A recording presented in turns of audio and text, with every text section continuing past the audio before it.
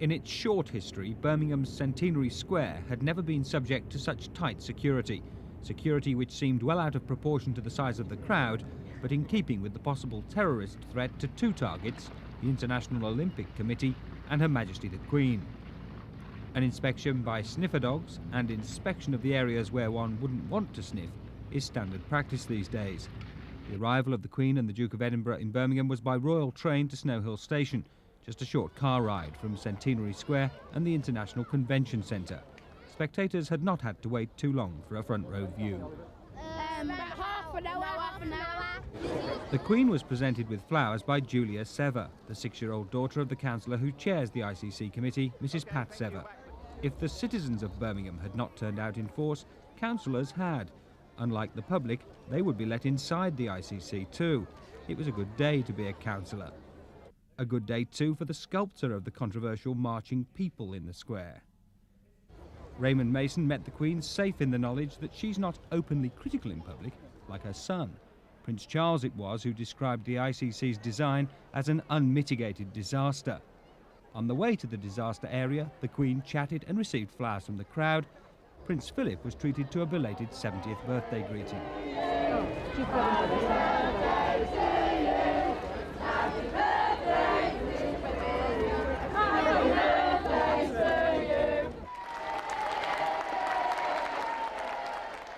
After the formal opening outside the convention centre, the Queen and the Duke began a tour of the inside.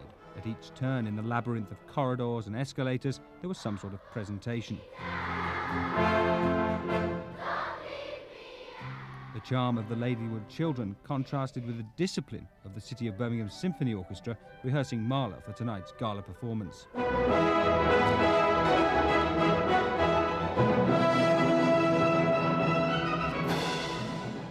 The Queen appeared both fascinated and delighted by the new Symphony Hall. She's familiar with state-of-the-art concert hall design around the world, as she made clear in her meeting with CBSO conductor Simon Rattle and the hall's American acoustic designer, Russ Johnson. As an American, does it give you a thrill to meet royalty? Well, yes, definitely. The Queen has visited, this is the 4th hall that I've designed that she's visited, starting in 1959. The Queen Elizabeth Theatre in Vancouver was the first project I ever did, and she opened that theatre. Were they familiar with the piece that you were playing? No, I don't think so. Did you have to explain it? No, they just wanted to know what the music was. But it's nice to have them around. As the Queen, who'd by now removed her coat, and the main royal party continued their tour, the arrival of the Princess Royal, herself a member of the IOC, was very low-key.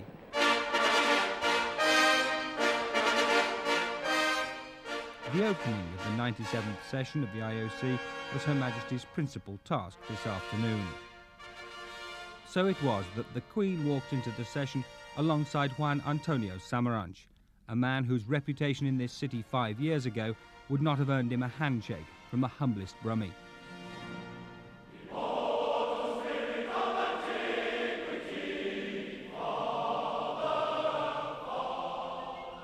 Today, the Olympic anthem from the massed Midland Male Voice Choir betrayed the fickle nature of sporting politics. These delegates were welcomed by some of the very same people who felt so let down by them in 1986 when the city's Olympic bid failed. This was the consolation prize. The city of 1,000 trades has become the hotelier to a body widely perceived in this part of the world as one of the most corrupt in sport. The Princess Royal, who has publicly attacked her fellow IOC members for the way commercialism seems to have overtaken idealism, gave a non-controversial welcome. Mr. Samaranch uttered some platitudes about sporting ideals, the Olympic family, and readmitting South Africa to the Games. Then came Her Majesty's turn. Mr. President, this morning I had the pleasure of opening this splendid conference centre, which is already attracting people to Birmingham from all parts of the world. And that, to Birmingham people, was the royal endorsement they'd waited for a £160 million investment in their future. A programme of artistic entertainment followed. For the IOC members, it was light relief before determining the venue for the Winter Olympics of 1998. For the Queen, it was the final item in her day's programme. For the people of Birmingham, It was midway through a memorable royal day.